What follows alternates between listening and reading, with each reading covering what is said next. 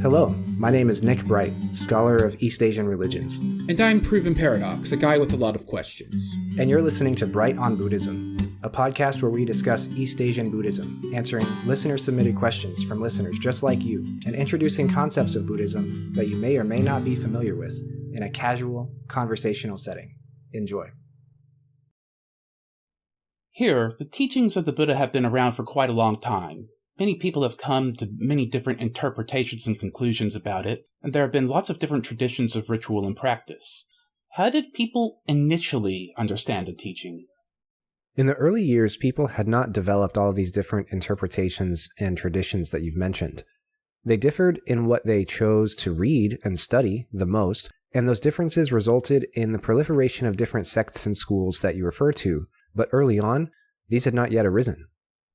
Fascinating. And what of those earlier disciples now? How do the many sects and schools relate with their reading and interpretations? An interesting question. Many of these newer schools were founded on the basis of responses to the earlier practitioners and disagreements with their interpretations of the teaching. I see. And do people still identify with those earlier interpretations? Some do, but there are not as many as there are people who identify with the newer ones.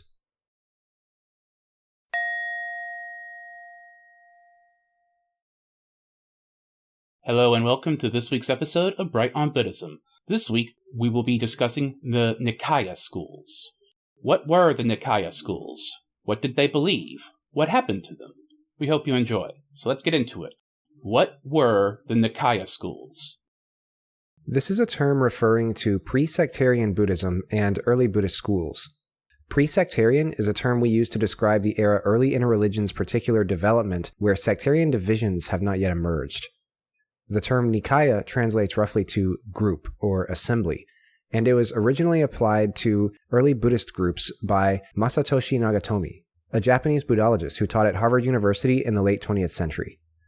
He coined the term as a non-derogatory substitute for Hinayana, which we've discussed, and means lesser vehicle or inferior vehicle, referring to the fact that practitioners do not emphasize the Bodhisattva path. The term Hinayana was applied to the early Buddhist schools and to non-Mahayana Buddhists by Mahayana thinkers to attempt to bolster their perceived superiority over them. And so there was a need for a term referring to those non-Mahayana groups that was less derogatory. Some might think that we could just call them Theravada, but that doesn't quite line up with the facts either. Theravada is a historically newer term, and the Theravada school is also a descendant of one of these early Buddhist schools we'll be discussing. Theravada does trace its roots back to pre-sectarian Buddhism, but so does Mahayana. So the term isn't quite accurate. Hence, Nikaya. There were supposedly 18 Nikaya schools, all with differing interpretations of doctrine, different canons, and different modes of religious practice. These schools were all established by the 3rd century or so BCE, and they all split up, died out, or transformed somehow by the present day. They were initially founded on oral transmission of the sermons, but they all participated in writing down many of the sutras after the Second Buddhist Council in the early 4th century BCE. I said supposedly earlier because we have no idea where that number 18 came from, and we have very little information about the origins of the labels for the 18 schools.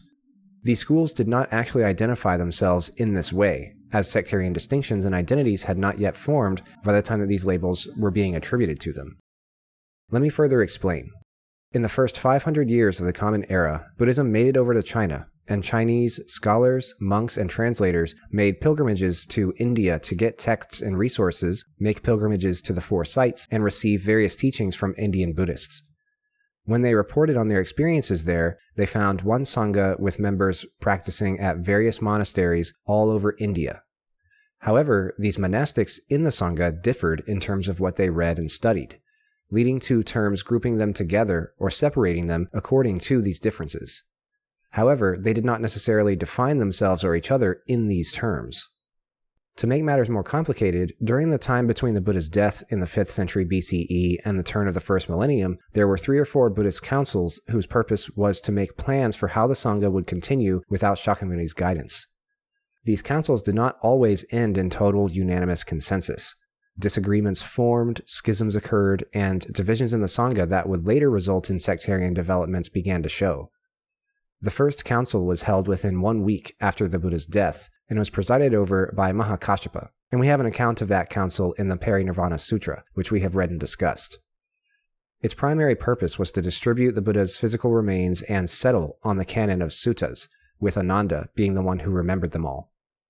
The second council was held roughly 100 years later, and after this council, there was a schism in the Sangha over following certain rules of the Vinaya, the rules for monks and nuns. One group showed up to the council and accused the other of not following certain rules, such as prohibitions against handling money, eating too much, and other things. The accused group then turned back and accused the first group of adding those points to the Vinaya after the fact, rendering those points invalid. Thus, a schism emerged. The two resultant groups are generally called the Mahasamgikas, who were accused of violating the precepts, and the Sthaviras, who were accused of adding the precepts after the fact. It is generally thought that most of the Sangha fell on the side of the Mahasamgikas, as the root of that name is Mahasangha, or Greater Sangha. The Sangha thus split for the first time ever over differences of doctrinal interpretation. However, these groups continued to practice together or near each other, and so these differences are very hard to get a grasp on. Nevertheless, we have these 18 labels, which will be spelled out in the show notes. Sthaviravada, Mahasamgika, Vatiputriya, Ekavyavahadika, Gokulika, also known as the Kukutika, Sarvastivada, Lokottaravada, Dharmotadya, Vajrayaniya, Samitiya, Sanagadika, Bahusrutiya, Prajnaptivada, Mahisasika, Haimavata, also known as Kashyapya, Dharmaguptaka, Kaitika, and the Apada and Uttarasila schools. This list is entirely hypothetical, and there are many names on here that can't be found anywhere else in any primary sources. Nevertheless, we will trudge ahead with them and see if we can break them down and understand what they believed, read, and practiced. What did these schools believe? Let's begin with the Sthaviravada, the Sthaviras from the first schism. This group is regarded as being more conservative with regards to the Vinaya, hence accusing the Mahasamgikas of breaking rules that the accused claim they had never even heard of. This is the group from which modern Theravada eventually emerged. Their only point of difference from all other Buddhists at this point in history was literally just the 10 Vinaya precepts that they accused the Mahasamgikas of breaking. Like most other Buddhist monastics at the time, they observed the 227 or 311 rules for pratimoksha for monks and nuns. They received alms from the community. They never ate after midday.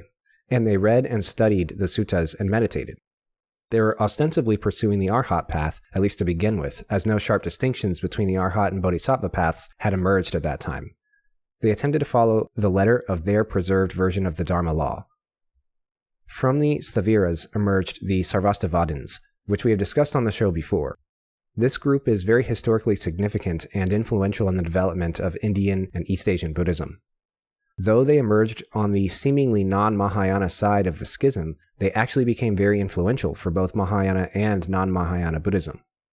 The word Sarvastivada translates to something like theory of all that exists, and it speaks to the fact that this group was unified around examining all small d dharmas, classifying them according to being good, bad, or neutral, and trying to minimize bad and maximize good. Their Abhidharma canon, which contained 7 texts, became very influential and foundational in further sectarian developments later in history, influencing the development of both Mahayana and non-Mahayana schools of Buddhism such as Yogacara, Mula Sarvastivada, Sautrantika, and more. Let's briefly steer to the Mahasamgika. This was the group that accused the Sthaviras of adding to the Vinaya. It is commonly thought that they were technically correct in claiming that the Sthaviras artificially added to the Vinaya. This consensus should come with acknowledgement of some bias because the Mahasamgika is looked to as one of the largest precursors to Mahayana Buddhism. The truth can never be known, it's lost to history. Their doctrinal arguments would strongly influence the development of later Buddhism. For example, they held the following tenets. The Buddhas are non-human and thus supramundane. Every word that comes out of a Buddha's mouth is true capital D Dharma and is not adharmic, nor is it false. Buddhas teach all Dharma in a single sound, the A syllable. The Bodhisattvas make vows to be reborn in lower realms to help suffering beings there. The Arhats are fallible, and more. You can see the earliest versions of what would later become central doctrines in different sects and schools of Mahayana Buddhism and Vajrayana Buddhism here. The Mahasamgikas will get their own episode, so we will leave it there for now. Moving on to the Pudgalavadins, also known as the Vatsipūtrika. This group emerged from the Sthaviravada as well. Pudgalavada translates to personalism, and it refers to the fact that this group believed that while there is no Atman, there exists a Pudgala, person, or sattva, being, which is neither a conditioned dharma nor an unconditioned dharma. Their understanding of karma, reincarnation, and nirvana hinged on this Pudgala. They believed that the Pudgala underwent reincarnation, accumulated karma, experienced nirvana, and was the subject of all experiences and the doer of all actions. This view was criticized strongly by other groups as being scarily close to the view of there being the existence of an Atman. It was very hard for people to split the hairs and see the functional distinction between this Pudgala and Atman. They received further criticism because they argued that there was an indestructible and unchanging base which served as the mechanism for karma. They believed that there was, quote-unquote, something that made karma work, and that this thing existed in a permanent and unchanging fashion. Again, this is dangerously close to violating anatman and shunyata and impermanence. Next we will discuss the Ekavyavaharika, Gokulika, and Lokottaravada. We will be discussing these all together because most people tend to think that these three groups are not actually different in any way, and the different names are a result of geographical difference.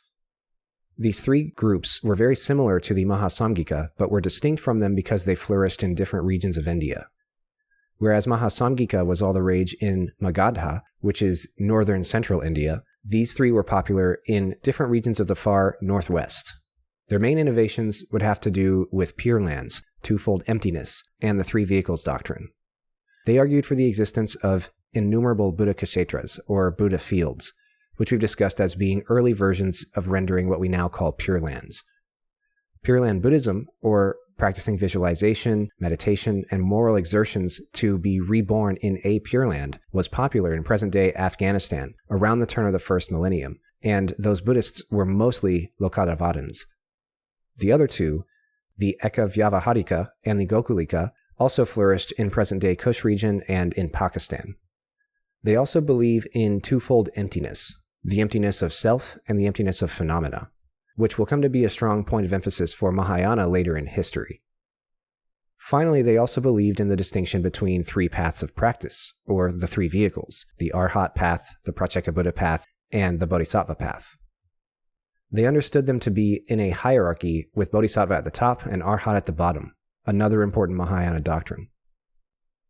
Next, let's discuss the Dharmaguptaka.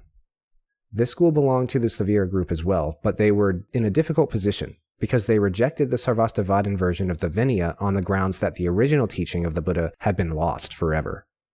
This is an ironic stance, given that the translation of the name of their group is Dharma Preservers. How they square their argument that the teaching of the Buddha was lost against the fact that the Sthaviras were accused of adding points to the Vinaya is something that I can't quite wrap my head around. But nevertheless, they occupied this interesting and tenuous position in the ecosystem of Buddhist schools at the time. The group emerged out of these Sthaviras, so my understanding is that they were likely neutral on whether the Sthaviras added to the Vinaya or not, and they were mainly concerned with the sutras that passed their standards of veracity and historicity. In other words, among themselves, they came to be sure that their canon of sutras was indeed verifiably spoken by the Buddha and not added later, so they focused on those texts. They were unconcerned with versions of the Dharma that couldn't be traced back any further than their authors or compilers. Interestingly, some Dharmaguptaka figures soon began to accept some Mahayana sutras. Mahayana was popular in the Kushan region, where the Dharmaguptakas were active. So Mahayana found some traction among them, just like it had among the Lokottavada. This narrative shows very starkly that there aren't two sides to the issue, where one side is Mahayana and the other is every other Buddhist school. There was no sudden innovation or hard left turn that we can call Mahayana. There was no moment where Mahayana came up and said, everything that came before us is wrong. They critiqued certain doctrines that came before and built on some of the work that the early Buddhist schools did at the same time. We can see Mahayana's roots and its early defining moments in these early Buddhist schools, just like we can also see Theravada's. Speaking of Theravada, we should now speak about the Vibhajivada, the subgroup of the Sthaviras from which the Theravada emerged. The Vibhajavadins were a group that disagreed with the Sarvastivadins and the Pudgalavadins, and thus sought to distinguish themselves as a whole other group. They disagreed with the Sarvastivadins in their pursuit of classifying all small d dharmas, and they disagreed with the personalism argument of the Pudgalavadins. Their name means the sect that seeks to divide or distinguish small d dharmas, sometimes shortened to the Distinctionists. Their disagreement with the Sarvastivadins hinged on the fact that the Sarvastivadin pursuit of analyzing and classifying small d dharmas assumed that all dharmas exist simultaneously in the past, present, and future. In other words, the suchness of a thing is not limited to the very present moment, only to be different in the future, and having been different in the past. The Vibhajavadins disagreed and said that small d dharmas are constantly, iteratively emergent, which means that they re-emerge in each passing instant in different forms, like the individual frames of a video, and thus only exist in the present moment. This means that their suchness is also only instantaneous. The Theravada emerged from this group in the 3rd century BCE. While the Vibhajavada flourished in southern India, Theravada took off in Sri Lanka. Doctrinally, Theravada is very similar to the Vibhajavadins, and as we know, they reject many Mahayana notions and doctrines. What happened to the Nikaya schools? All of these schools persisted until about 500 CE, when they were overtaken by Mahayana in terms of popularity in India. Since then, they have all been reabsorbed into other emergent groups, have disappeared as people have stopped being affiliated with them, or they have transformed into another group entirely. Their doctrines survive in all extant forms of Buddhism, but there are very few who identify themselves as, for example, Sarvastivada, or Mahasamgika, or Pudgalavada. They may identify with a school of Buddhism in which the doctrines of one of those schools persist or have some influence, but there are no more Pudgalavadan monasteries, or Sarvastivadin monasteries, etc. It would make sense that these schools have quote-unquote disappeared, because they were never distinctive schools in the first place. They were Buddhist monastics who read different texts and had different opinions on doctrines, and as Buddhism changed over time, so did they. Thus, it became difficult and useless to classify them according to what doctrine or text they emphasized, because there were other doctrines or texts to focus on. One might be tempted to say that Theravada is a surviving Nikaya school, and while it does trace its origins all the way back to the 3rd century BCE, I hesitate to call it a Nikaya school, because there are several degrees of classification separating them from other schools. Remember that first came the Sthaviravada, then the Vibhajavada, and then from that, Theravada. Moreover, sectarian identities started to take a clearer shape as Theravada emerged, leading to the development of the distinction between what we have called the forest and the village traditions on the show in the past. For these reasons, scholars think of Theravada and Mahayana as older and younger siblings, respectively, rather than being separated generationally. Speaking of the forest and village traditions, early in the first millennium, when Theravada and Mahayana had begun to really distinguish themselves doctrinally from each other and form identity around those distinctions, scholars have speculated that one of the modes in which those distinctions played out was in a sharper divide between solitary forest practitioners and urban practitioners living in villages. Some scholars have argued that Mahayana started to really catch traction with the village tradition because they were closer to the suffering of the people, meaning the Bodhisattva path was more suited to their particular relationship with the laity. They similarly say Theravada took off in the forest because of the solitary nature of the practice. This contention shows a great deal of Mahayana bias, and it has been more or less disproved. But it is true that in the early parts of the millennium, Mahayana people started having monasteries where they were all together, and Theravada people started having monasteries where they were also all together. This was a change from the prior state of affairs I described earlier, where everybody practiced with everybody, and they only differed in regards to what they read and studied. However, while I say that Theravada doesn't count as a Nikaya school, there is an equally valid argument that it did in its early days. Theravada was just as much a part of the ecosystem of Buddhist thought in the 3rd century BCE as any of the Nikaya schools. It just happened to take off in popularity in Sri Lanka and Southeast Asia, and so it evolved and transformed and survived to the present day. Whereas Buddhism in general declined in popularity in the Indian subcontinent after Mahayana took off in China. This was due to a number of reasons that we won't get into here, but it speaks to the fact that the distinctions we put on these messy sectarian identities verge on arbitrary because of how complex and interconnected Buddhism was in that time period. We hope you enjoyed this week's discussion of the Nikaya schools. Join us next week where we will be discussing early scholarship on Buddhism in the West. Who were some early Western scholars who encountered Buddhism? What were their perspectives and arguments? Where does scholarly consensus stand on those conversations and encounters today? We hope to see you there. Thank you for listening. Thanks for listening, and we'll see you next time.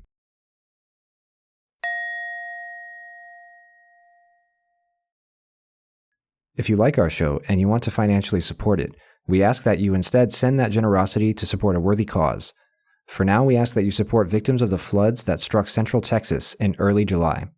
As of this recording, there are nearly 120 people confirmed dead, with over 170 people still missing. We've included a link to GoFundMe pages in our show notes. If you can, please join us in helping these people recover from this tragedy. Thank you. My name is Nick Bright, scholar of East Asian religions and the voice of Hearer. And I'm Docs, editor, question asker, and voice of Hermit. And this has been Bright on Buddhism. Thank you for listening. If you like our podcast, or if you have any questions that you'd like us to discuss, we'd love to hear from you. Please consider leaving a comment, review, or subscribing. You can also reach us by email at bright.on.buddhism@gmail.com. As always, citations and resources for this episode can be found in the show notes. Thank you.